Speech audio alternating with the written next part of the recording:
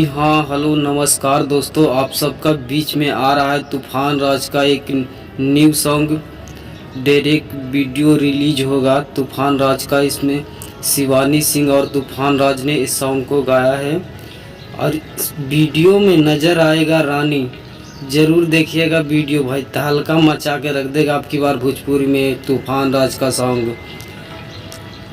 इस सॉन्ग को लिखा है राहुल रोशन ने और म्यूजिक दिया है जेपी तूफानी ने। ज़रूर सुनिएगा। हाई लेवल का अब की बार तो लगता है कि तूफान राज का एक गाना यूट्यूब पर तहलका ही मचा के रख देगा। ये भाई तूफान राज का बहुत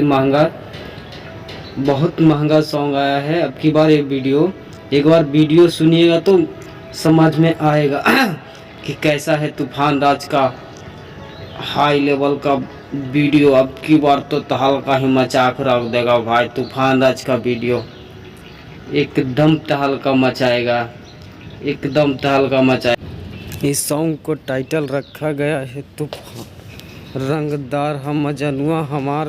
ये तूफान राज का बहुत मज़ेदार और बहुत बवाल लेवल का सॉन्ग है। सॉन्ग को टाइटल रखा गया है रंगदार हम मजनुआ हमार। इस वीडियो में साथ में काम किया है रानी ने। अब की बार तो हाई लेवल का सॉन्ग है, तहलका ही मचा के रख देगा भाई।